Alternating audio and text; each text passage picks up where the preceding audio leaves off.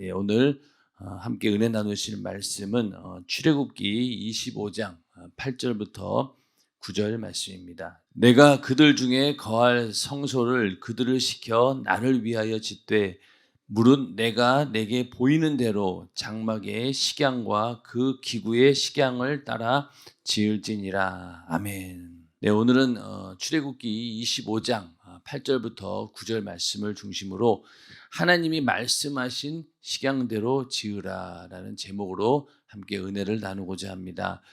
지금 우리는 그 성막 강해 가운데 성막을 짓는 자세 세 가지를 함께 공부하고 있습니다. 어제는 즐거운 마음으로 성막을 지어야 된다라고 말씀을 드렸고, 오늘은 두 번째, 하나님이 말씀하신 식양대로 지으라라는 내용으로 은혜를 나누고자 합니다. 오늘 읽으신 말씀처럼 하나님께서는 모세에게 성막을 지으라고 하면서 무릇 내가 내게 보이는 대로 장막의 식양과 또 그 기구의 식양을 따라 지을지니라, 이렇게 정확하게 설계도를 모세에게 주었습니다. 그런데 그리고 또 히브리서 8장 5절에도 모든 것을 산에서 내게 보이던 본을 쫓아 지으라, 이렇게 말씀하시면서 설계는 물론 재료나 또 거기에 있는 색깔까지도 아주 디테일한 부분까지도 전부 다 하나님께서 일일이 다 이렇게 지시를 해 놓으셨어요. 그런데 또 모세는 이러한 하나님의 명령에 대해서 자신의 뜻을 조금 더 더하지 않고 그냥 그대로 이 성막을 지었습니다. 만약에 하나님께서 이 성막을 지으라고 할 때 인간들에게 그냥 어느 정도 아웃라인만 주고, 야, 나머지는 너희들이 알아서 지어라. 또 어제 우리가 읽으신 말씀 가운데 그 이스라엘 백성들 가운데는 손재주가 많은 사람도 있었고 또 이런 일에 아주 유능한 사람들이 굉장히 많이 있었습니다. 그러면은 하나님 입장에서도 그냥 내가 이런 정도로 지을 거니까 너희들이 한번 알아서 만들어라, 이렇게 했을 수도 있어요. 그런데 하나님께서 그렇게 하지 않은 이유는 모세가 시내산에서 내려오지 않으니까 이스라엘 백성들이 어떻게 했습니까? 우리를 광야에서 인도하신 하나님이 하나님께서 인도하던 그 지도자가 없었으니 어떡하냐, 우리가 자체적으로 우리를 인도한 하나님을 만들자, 이래가지고 자기들이 하나님을 상상해서 만든 게 바로 금송아지 우상입니다. 그러니까 그 이스라엘 백성들에게 하나님에 대한 상상력은 그 정도밖에 안 되는 거예요. 그런 자들에게 만약에 그 성막을 지으라라고 했으면은 엉뚱한 방향으로 또 전혀 하나님의 의도와는 맞지 않는 그런 식으로 아마 지었을 거예요. 그렇기 때문에 하나님께서는 그 짓는 방법이라든가 모든 부분에 대해서 아주 상세하게 다 정해 주신 겁니다. 사실 우리도 신앙생활 하면서도 어떨 때는 하나님 이런 것까지 일일이 간섭하시고 또 이런 것까지 이렇게 말씀에 기록해 놓으셨을까라고 하겠지만은, 우리는 조금만 삐끗 빗나가도 항상 하나님 말씀에 어긋나는 그런 죄악의 근성들을 가지고 있기 때문에 하나님 말씀이라고 하는 철저한 통제를 받지 않고는 절대로 우리가 올바른 신앙생활을 할 수 없고 또 하나님 말씀대로 살아갈 수가 없습니다. 그래서 하나님 말씀이라고 하는 아주 디테일하게 우리에게 명령해 주셔야지만이 우리는 거기에 순종해서 그 말씀대로 살아갈 수 있는 것이고, 또 그 말씀대로 사는 것이 바로 우리에게는 신령한 복이기 때문에 하나님 말씀대로 그 명령에 순종하는 것, 이게 굉장히 중요하죠. 그리고 이 모세 입장에서도 자기 생각이 조금이라도 들어갈 수 있잖아요. 하나님, 요거는 요렇게 하는 게 어떨까요? 요거는 좀 현실과는 맞지 않는데요. 이런 식으로 충분히 얘기할 수도 있었을 거예요. 그러나 모세는 그런 것들에 대해서 자기 생각을 전혀 첨가하지 않고 말씀 그대로 순종을 합니다. 오늘날 우리도 하나님 말씀 가운데는 내가 이해가 안 되는 부분도 있어요. 그리고 내가 또 받아들이기에는 너무 벅찬 것도 있고 또 이거는 도저히 불가능하다라는 것도 있죠. 그러나 그런 것들을 만약에 거기다가 내 생각을 조금이라도 첨가하게 되면 어떻게 됩니까? 그 말씀이 나에게 이루어지지 않습니다. 그러나 그 말씀을 100% 그대로 신뢰하고 그 말씀이 나에게 이루어지기를 간절히 사모하는 마음으로 그대로 수용할 때 우리는 생각지도 못했던 하나님의 놀라운 역사가 우리의 삶 가운데 이루어진다는 겁니다. 그래서 하나님이 말씀하신 그대로 성막을 지으라라는 것처럼 우리에게도 주어진 하나님 말씀을 100% 순종하는 그런 믿음이 우리 안에 있기를 주님의 이름으로 축원합니다. 성막을 이렇게 하나님께서 정하신 식양대로 짓는 것처럼 우리도 신앙의 집을 이렇게 하나님 말씀대로 지어야 됩니다. 에베소서 2장 19절부터 22절 말씀을 보면은 여기는 이제 그 이방인들도 예수를 믿게 됩니다. 그러니까 이방인들도 이제는 그 유대인들과 함께 섞여서 신앙생활을 하게 되는데 지금부터 이제 너희는 여기 보면은 외인도 아니고 손도 아니고 오직 성도들과 동일한 시민이요 하나님의 권속이라. 그러니까 이제 이방인이라고 해서 다를 게 없다는 거죠. 같은 이제 공동체 안에 들어왔다. 그래서 너희는 사도들과 선지자들의 터 위에 세우심을 입은 자라. 그리스도 예수께서 친히 모퉁이 돌이 되셨느니라. 자, 모퉁이 돌은 건축 보면은 건물에 보면은요 항상 모퉁이 돌이 있어요. 그걸 중심으로 해서 그 건물을 짓게 됩니다. 그런 것처럼 예수 그리스도께서 친히 모퉁이 돌이 되시고 그 모퉁이 돌을 중심으로 그의 안에서 건물마다 서로 연결하여 주 안에서 성전이 되어가고. 자, 일단은 우리가 예수를 믿고 성령이 내 안에 거하시게 되면은 나는 성령의 전으로서 하나의 작은 교회가 되는 거예요. 성전이 되는 겁니다. 그러한 성전들이 전부 다 서로 연결된다는 거예요. 그의 안에 예수 안에서 성령으로 지어진 그 성령의 전들이 다 서로 연결되어 가지고 주 안에서 또 하나의 큰 교회라고 하는 또 성전을 만들어냅니다. 너희도 성령 안에서 하나님의 거하실 처소가 되기 위하여 예수 안에서 함께 지어져 가느니라. 그렇게 예수 안에서 함께 지어져야 한다. 그래서 우리도 개개인이 내가 하나님의 성령을 모시는 성령의 전이다 라는 그런 믿음을 가지고 우리 안에 있는 집을 잘 지어야 됩니다. 그리고 또 이렇게 서로 예수 믿는 사람들이 전부 다 연결되어 가지고 함께 교회라고 하는 공동체를 만들어 갈 때 그 가운데에서 여러 사람들이 함께 모여져서 또 다른 커다란 시너지 효과를 내는 게 바로 교회입니다. 한 사람이 있을 때는 요만큼의 힘에 불과하지만은 많은 사람들이 모였을 때는 어떻습니까? 교회라고 하는 그 또 공동체 속에서 엄청나게 큰 하나님의 능력이 나타나게 됩니다. 그래서 우리가 교회에 소속이 된다라고 하는 것, 이것이 굉장히 중요하죠. 사실은 우리 개개인도 하나의 교회로서의 기능을 가지고는 있습니다. 그러나 이렇게 지역 교회라고 하는 교회에 모여 가지고 함께 할 때 거기에 소속됨으로 인해서 우리가 또 강단을 통해서 전해지는 생명의 말씀으로 우리가 생명을 얻게 되고 또 그 생명을 가지고 어떻습니까? 그 은혜 받은 것을 가지고 세상에 나갑니다. 나가서 세상 사람들에게 복음을 전하는 그런 사명을 감당하지 않습니까? 그렇기 때문에 나 혼자로서는 그게 되지 않아요. 교회라고 하는 그 안에 예수 안에 들어와서 함께 우리가 모여서 기도하고 또 거기서 전도하고 이럴 때 하나님께서 교회를 세우신 목적이 온전히 이루어지는 겁니다. 그래서 우리의 신앙의 집도 가장 중요한 것은 하나님 말씀대로 지어져야지만이 그 집이 재구실을 할 수 있고 또 하나님의 앞에 설계대로 지어져야지만이 또 용도에 맞게 쓰여질 수 있는 겁니다. 그 교통수단 가운데서 가장 안전한 수단이 바로 철도, 그러니까 열차죠, 열차, 기차입니다. 기차가 왜 안전한 교통수단이겠어요? 그 기차는 철로가 깔려 있거든요, 레일이. 그래서 어지간해서 그 레일을 벗어나는 일은 별로 없습니다. 그런데 고속버스라든가 비행기는 어떻습니까? 물론 빠르고 편하기는 하지만 어떻습니까? 위험이 항상 있어요.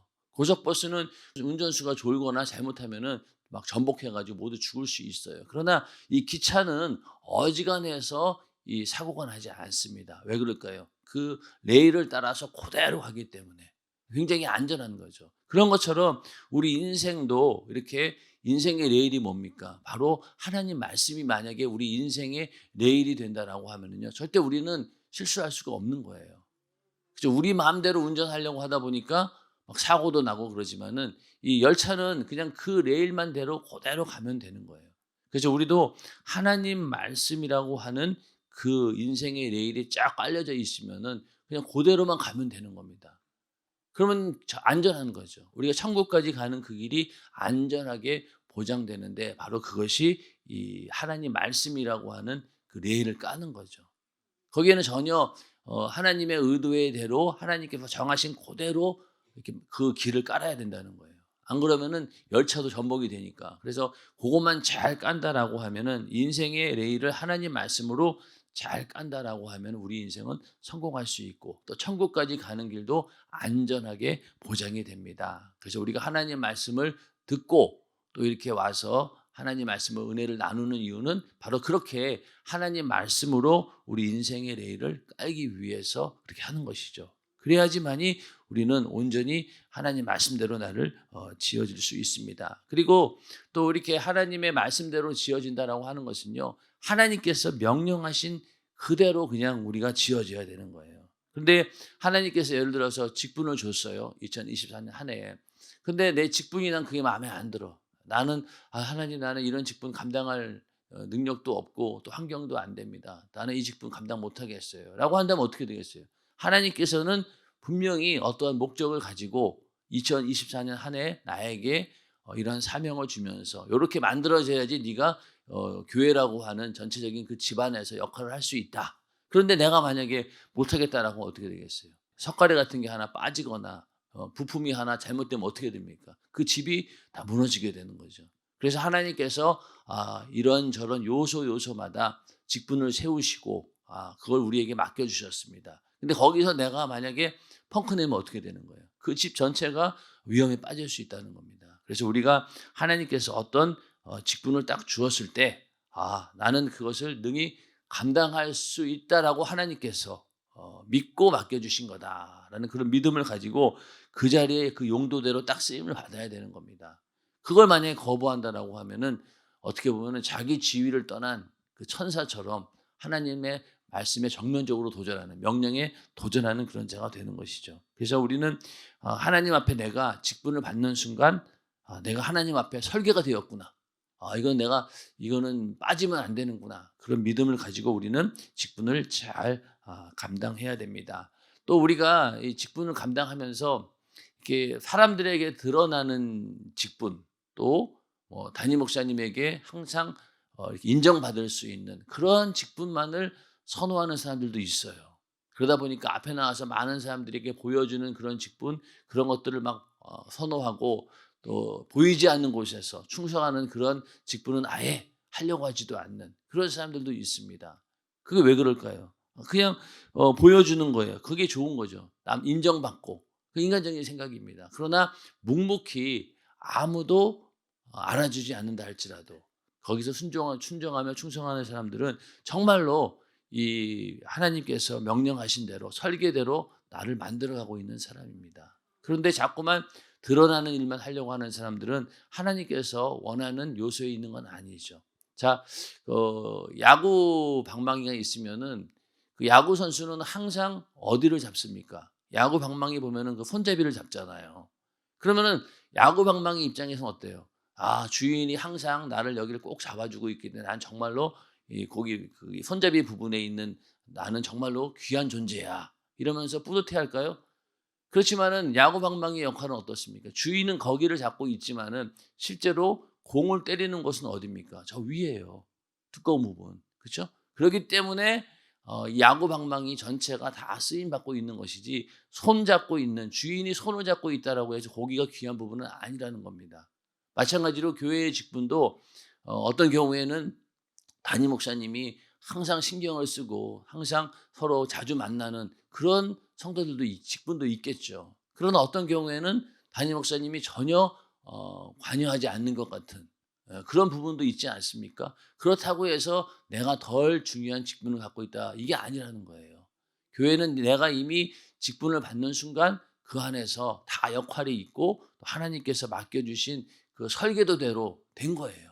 그럼 그대로 우리는 순종해서 거기에서 어떻게든 그 주님의 몸으로서의 그 기능이 최대한 나올 수 있도록 각 지체가 그 역할을 다 해야 된다는 겁니다. 근데 거기서 나 혼자 삐끗해 버리면은 몸 전체가 흔들린다는 거죠. 그래서 우리는 나에게 주어진 직분에 대해서 항상 감사하고 또 그 교회의 질서에 우리가 순종할 때 하나님께서 우리도 하나님의 성전으로 잘 지어질 수 있는 것이고 또 교회라고 하는 주님의 몸도 온전히 이렇게 만들어져 갈 수 있다는 겁니다. 항상 맡겨진 직분에 우리가 최선을 다하고 죽도록 충성하고 또 믿음으로 견고히 우리가 버텨낼 때 주님의 몸된 교회도 온전할 수 있다는 것입니다.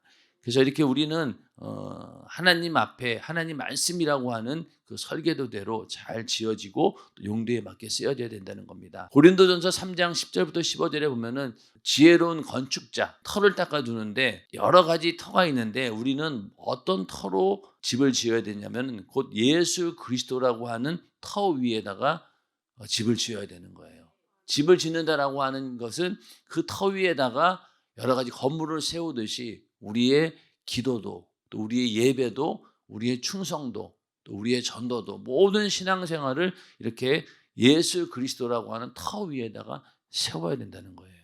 근데 이 예수 그리스도의 터 위에 세운다라고 하는 말은 우리의 신앙 고백, 예수님만이 나의 구원주가 되시고 또 예수님의 흘리신 그 피가 내 죄를 사해 주셨습니다. 그래서 나는 이 영원한 지옥에서 구원받은 자이고 그런 하나님의 은혜와 사랑을 받은 자입니다라고 하는 그 신앙 고백 위에다가 우리의 모든 신앙생활을 세워야 되는 거예요. 그게 무너지면 안 됩니다. 그게 항상 기준이 되어야 된다는 거예요. 근데 그 위에다가 이제 금이나 은이나 보석이나 나무나 풀이나 지프로 이 터 위에 세우면 각각 공력이 나타날 터인데 그날이 공력을 밝히니 공력이라고 하는 것은 이렇게 금이나 은이나 보석이나 나무나 풀집으로 집을 짓게 되면은요 그 모양이 나타난다는 거예요. 아 저렇게 집이 지어졌구나. 사람들이 봤을 때 야 뭔가 이루었구나라고 하는 그 공력이 나타난다는 거예요. 근데 이러한 공력이 어느 순간에 시험을 받는다는 거예요. 자 건물도 보면은 이 테스트를 받습니다. 그래서 이 건물이 제대로 지어졌는지 아주 철저하게 감리도 하고 뭐 하여튼 뭐 테스트를 해가지고 이게 어떤 지진이 났을 때 뭐 어떻게 될까. 근데 만약에 그 테스트를 통과하지 못하면 어떻게 돼요? 건축으로서 불합격을 받는 거예요. 그래서 마찬가지로 우리의 공력도 내가 예수라고 하는 터 위에 신앙생활을 열심히 했어요. 근데 그러한 것들을 항상 우리는 시험을 받습니다.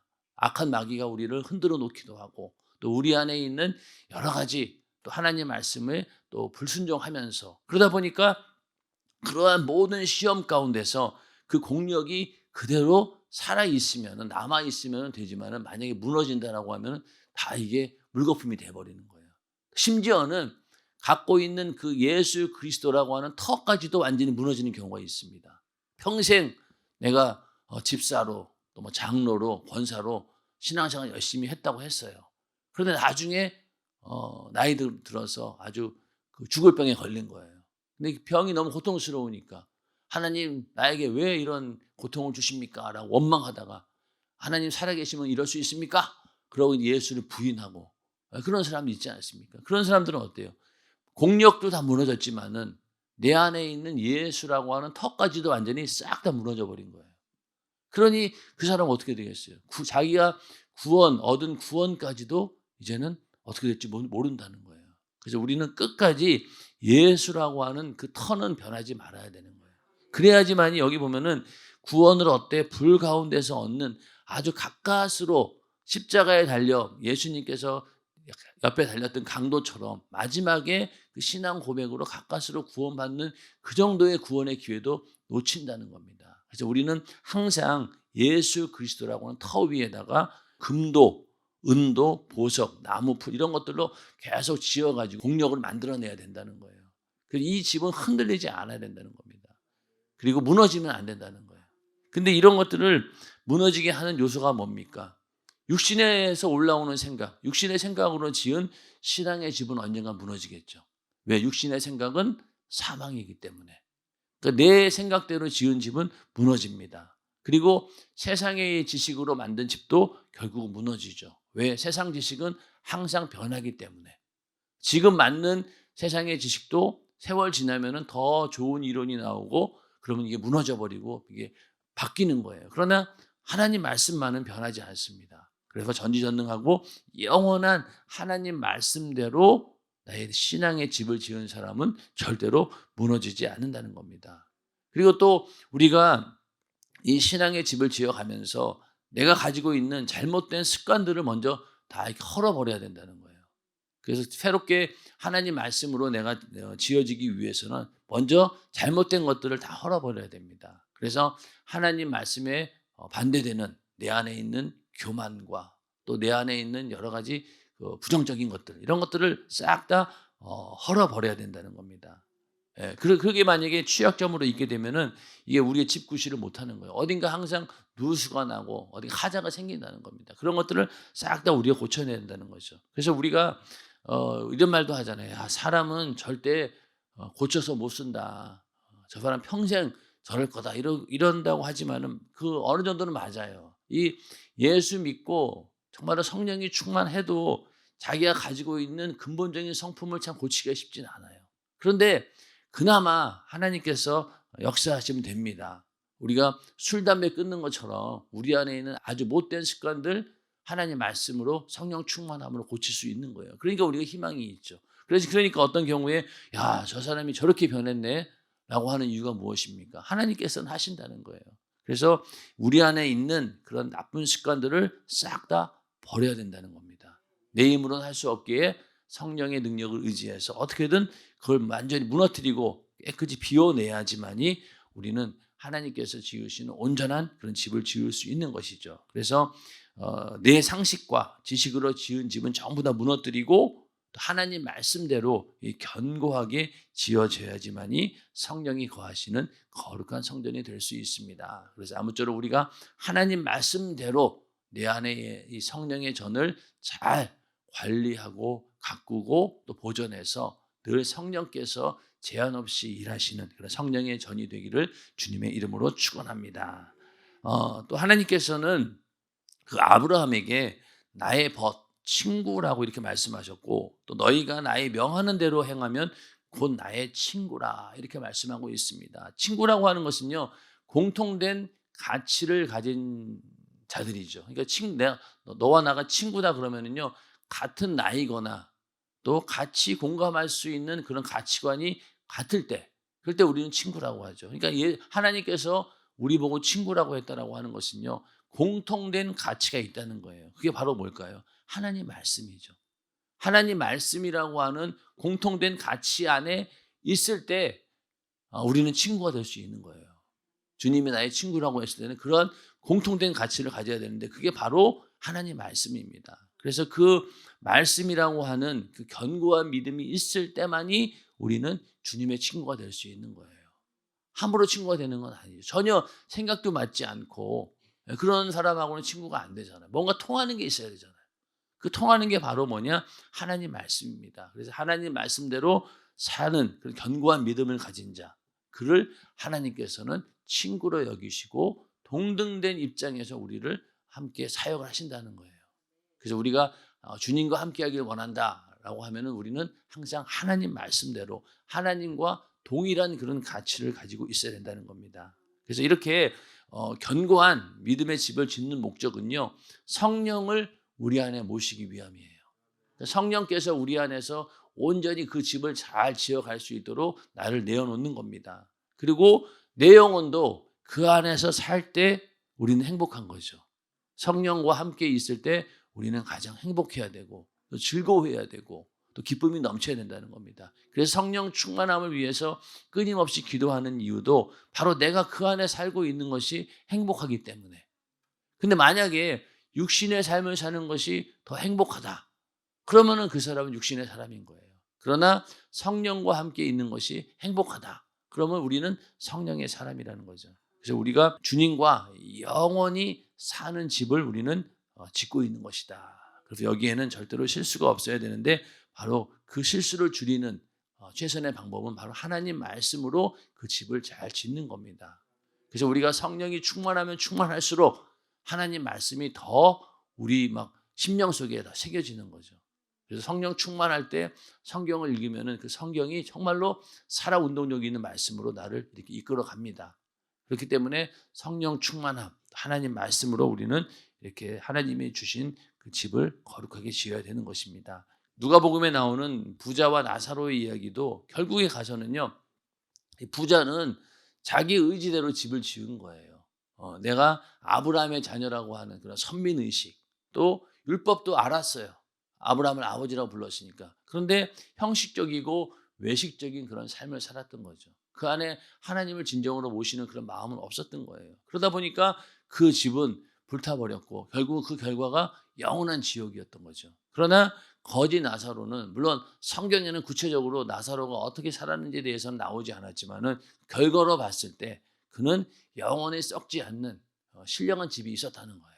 그래서 그는 아브라함 품에서 영원한 행복을 누릴 수 있었다. 그래서 우리는 이렇게 이 결과를 우리가 봤을 때 아까 그 말씀처럼 공력을 세웠지만은 이것이 언젠가 시험을 통과했을 때 나중에 그 결과로 나타난다는 거죠. 그것이 지옥이냐 천국이냐인데, 만약에 그 결과가 지옥이라 하면은 참 이것만큼 억울한 일은 없는 거죠. 그래서 우리가 신앙생활을 하면서도 항상 내가 짓고 있는 집이 과연 그냥 불타버릴 그런 집인가, 아니면은 하나님께서 인정하는 그런 집인가를 우리는 잘 분간을 해야 됩니다. 이 마귀 역사는 계속해서 우리의 믿음의 집을 헐려고 그냥 계속 노리고 있는 거죠. 예. 그런데 견고한 집은 부수지 못해요. 왜냐하면은 성령께서 주인으로 계시기 때문에. 자, 주인이 있는 집에는 도둑이 안 들어옵니다. 어지간해서 대부분 보면은 빈집이라든가 이런데 도둑이 잘 들어오죠. 예. 그런데 집이 있고 또 그 집안에 주인이 있고 또 그 주인이 등치도 있고 남자들이 막 여럿이 살고 그러면 어떻습니까? 함부로 도둑도 못 들어오고 강도들도 일단 못 들어와요. 그러나 집에 그 주인이 시원찮으면 어떻게 되겠어요? 이렇게 강도도 들어올 수 있고 도둑도 들어오는 겁니다. 근데 성령께서 내 주인으로 계신다라고 하면은 절대로 이 악한 마귀 역사가 들어올 수 없다는 거예요. 들어왔다 하더라도 일단은 물러갈 수밖에 없는 거죠. 절대로 우리의 집을 부술 수 없다는 겁니다. 또 하나님 말씀도 마찬가지예요. 이 마귀는 하나님 말씀을 취소시킬 수도 없고 가감할 수도 없고 도전할 수도 없어요. 그렇기 때문에 우리가 하나님 말씀으로 지은 집이 견고하다는 겁니다. 그리고 영원하고. 하나님 말씀으로 또 성령께서 내 안에 계시면서 성령이 나의 주인 되는 그런 집을 우리가 만들어 가야 된다는 거죠. 예전에 그 동화에 보면은 왜 돼지 삼형제 얘기가 나오잖아요. 늑대가 나와가지고 처음에는 그들이 피하는 집을 뭐 수수깡으로 지었는데 훅 부니까 날아가고, 또 나무로 지었더니 또 다 무너뜨리고, 나중에 벽돌로 튼튼하게 지었더니만은 아무리 불어도, 늑대가 불어도 이제는 넘어가지 않고, 결국 나중에 이제 늑대가 그 굴뚝을 타고 들어왔는데 거기서 다 잡아가지고 일단은 늑대와 싸우면서 이기는 그런 동화가 있지 않습니까? 그런 것처럼 우리도 그렇게 집을 견고하게 지어서 악한 마귀가 들어온다 할지라도 싹 쫓아낼 수 있는 그런 능력이 우리 안에 있을 때, 그게 바로 하나님께서 온전히 지으시는 그런 믿음의 집이 된다는 겁니다. 그래서 성막을 지을 때 이렇게 하나님의 그 식양대로 말씀 그대로 짓는 것이 제일 안전하고 견고하다. 우리도 하나님 말씀대로 또 내 안에 계신 성령께서 주장하는 대로 그렇게 믿음의 집을 잘 지어갈 때 하나님께서는 우리를 끝까지 지켜주시고 천국까지 가는 길을 우리를 보장해 주신다는 겁니다. 예수님께서 나는 길이요 진리요 생명이다 이렇게 말씀하셨는데, 길이라고 하는 것은요 방향을 분명히 제시해 준 거예요. 아까 마치 기차가 갈 수 있는 레일을 깔아준 것처럼 예수님께서 우리에게 하나님 말씀으로 정확한 방향을 알려주시고 길을 쫙 깔아주신 겁니다. 그렇기 때문에 그 위에 진리가 온전히 설 수 있는 것이고, 그 진리는 뭐예요? 변하지 않는다는 거잖아요. 그러니까 하나님께서 깔아놓은 그 진리의 길은 올바른 방향이고 또 그 방향이 변하지 않는다는 겁니다. 그 방향대로 이렇게 하나님 말씀대로 살아갈 때 우리에게 그것이 곧 생명이 된다는 겁니다. 또 우리가 아무리 길이 올바르게 깔려 있고 또 내가 진리의 말씀이 무엇인지 안다 하더라도 그것을 내가 소유할 수 있는 능력이 없다라고 하면 또 소용이 없는 거예요. 그러니까 신앙생활 이렇게 하는 거 뻔히 알면서도 그렇게 해야 되는데 매일 그러다가 주저하는 사람들도 있습니다. 그렇기 때문에 우리는 길을 발견했고 또 진리를 발견했다라고 하면은 그 길대로 갈 수 있는 힘도 우리에게 있어야 된다는 거죠. 그 생명을 주시는 분이 바로 누구시냐? 바로 주님이시고 또 내 안에 계신 성령이 함께 하실 때 갈 수 있는 힘을 주신다는 거예요. 저기가 목적지고 이게 진리고 이 방향으로 가는 게 맞아. 그런데도 아유 나 못 가. 주저앉는데 내 안에 계신 성령께서 그렇게 걸어갈 수 있는 능력을 주신다라고 하면 우리는 그 길을 갈 수 있는 겁니다. 그래서 성령 충만함을 유지하기 위해서 끊임없이 기도하는 이유도 그렇게 말씀대로 진리 그 방향대로 갈 수 있는 힘을 얻기 위해서 우리는 성령 충만함을 위해 기도하는 것입니다. 오늘 하루도 하나님께서 우리에게 주신 그 길이요 진리요 생명 되신 그 길을 가는데 늘 성령께서 함께 하셔서 오늘 하루도 인생에 하나님께서 가고자 하는 그 여정 가운데 정말로 가장 중요한 순간 또 하루하루의 삶들이 다 이어져 가지고 정말로 우리의 모든 삶이 하나님께서 기뻐 받으시는 그런 거룩한 믿음의 집으로 만들어지는 우리 모두가 되기를 주님의 이름으로 축원합니다.